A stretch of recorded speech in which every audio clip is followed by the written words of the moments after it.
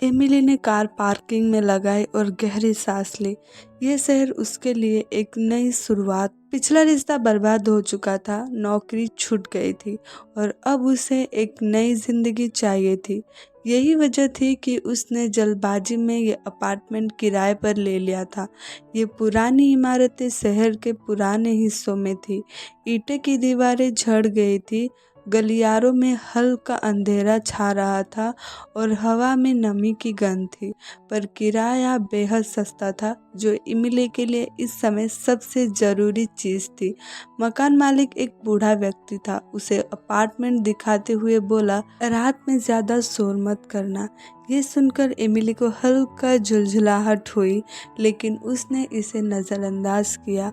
वो इतनी थकी हुई थी कि वो एक आरामदायक बिस्तर चाहती थी। रात में वो अपने नए कमरे में सोने की कोशिश कर रही थी जब उसे पहली बार एक अजीब आवाज़ सुनाई दी। धीमी धीमी फुसफुसाहटें, जैसे कोई पास की दीवार के पीछे से बातें कर रहा हो। उसने ध्यान से सुना पर कुछ समझ नहीं आया। लगा शायद पड़ोसी होंगे। उसने तकिया कानों पर रख लिया और खुद को समझाया, नई जगह है, थोड़ा वक्त लगेगा आदत पड़ने में। लेकिन जब उसने करवट बदली तो महसूस किया कि हवा अचानक ठंडा हो गई है। दूसरे रात जब वो सोने गई तो फिर वो वही आवाज़ सुनी, लेकिन इस बार वो साफ थी, एमिली उसका नाम। वो झटके से उठ बैठी, दिल जोर जोर से धड़कने लगा। उसने दीवारों पर कान लगाया, भाग जाओ।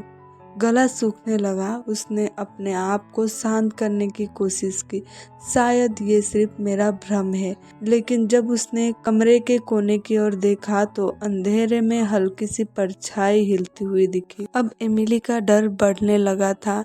दिन में वो पड़ोसियों से पूछने की कोशिश करती, लेकिन वो टाल जाते।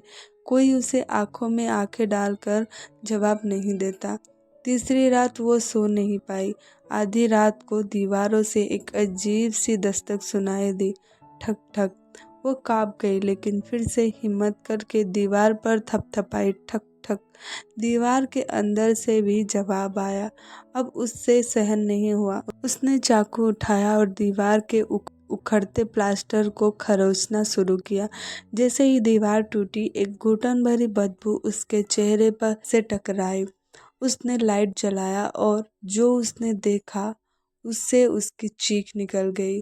सड़े गले चेहरे, पीले झुर्रियों वाली खाल, खोखली आंखें और विकृत मुस्कान, वे दीवारों के अंदर फंसे हुए थे। इमिली पीछे हटने लगी, लेकिन तभी एक ठंडा कंकाल जैसा हाथ बाहर निकला और उसकी कलाई पकड़ ली। वो चीखी, लेकिन अब बहुत देर हो चुकी थी। अगली सुबह मकान मालिक धीरे धीरे सीढ़ियां चढ़कर ऊपर आया। दरवाज़ा बंद था, लेकिन उसने अपनी पुरानी चाबी से ताला खोला। अंदर सब कुछ पहले जैसा था, बस एमिली गायब थी। वो कमरे की दीवारों पर उंगलियों से हल्का सा थपथपाता है। अंदर से एक धीमी घबराई हुई फुसफुसाहट आई, भाग जाओ।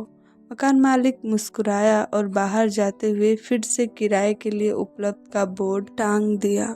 इस अपार्टमेंट की दीवार को हर कुछ महीने में एक नई आत्मा की जरूरत पड़ती थी। आज के लिए इतना ही। वीडियो अच्छी लगी हो तो लाइक करें, कमेंट करें और सब्सक्राइब करना ना भूलें। हम मिलेंगे नेक्स्ट वीडियो में, तब तक के लिए थैंक्स फॉर वॉचिंग।